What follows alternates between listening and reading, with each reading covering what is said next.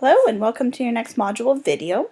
So at this point module 4 should be complete. Hopefully you did a little welcome post, but everyone looks like they're doing their avatars and there are no teacher left behind comments, and I'm starting to receive those assignments as well.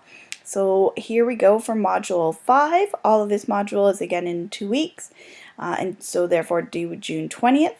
There are 2 discussion posts for this one as well and an assignment. So let's take a closer look. This module is titled the Social Science Curriculum, so it's the first chance to actually open up that curriculum document and see what is listed as an H course code and what you're going to be certified to teach.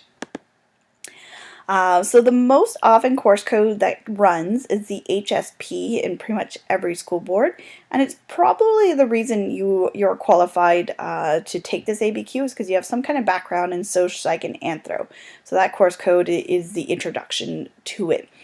So that's why we picked it when we were designing this course, to give you some samples. So the idea is in that discussion post area there are some sample lesson plan ideas of how you would introduce the social psych anthro unit, and what the differences are between them if you were to teach the HSP course. The idea is for you to evaluate them through the teacher's mind. Like there might be some things in there for you to do, but please do not submit any of those lessons.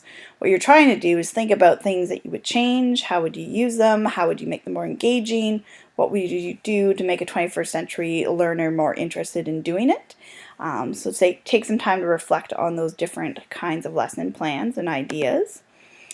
Then the next opportunity is to actually review formal lesson plan templates. So again, the major end result here is you are creating a whole unit plan. So you have to come up with a way or the type of format you want to use for the actual lesson plan template. Yes, there is a traditional Nipissing University one. If you want to reflect on that one because it's the one you know the most, go ahead. Things that you would change, things that you don't use now, what are you using? I personally organize everything in notebook software because I have a smart board in my classroom, but how do you organize your unit planning and your notes for yourself? And what are you going to use for your own unit plan and design? So it's some time to actually critically think about what are you looking for when you look at lesson plan ideas. And then at the end you really have to try and select that unit. So after you've gone through the document a little bit, you are going to pick a course code. Preferably email me your ideas. I'm usually okay with it. The only ones I caution on are the diversity unit, the diversity course codes, because they are brand new. They've barely been taught. There's not a lot of resources for them. But if you are really engaged with this, you're really excited about teaching them, by all means do it. It'd be wonderful for some resources to get created for them. Just keep in mind it'll be more work for you. If you've never done a unit plan for secondary, you're kind of scared about this whole idea about this thing, I'm offering a live webinar, or even if you just want to chat about the other stuff in the course as well, that's fine. I'm going to make myself available Sunday, June 18th at 7 p.m. I will email out a link for you to follow so you can kind of Skype in, and we can live chat. It's a large assignment, so don't try and overwhelm yourself over the summer. Choose wisely.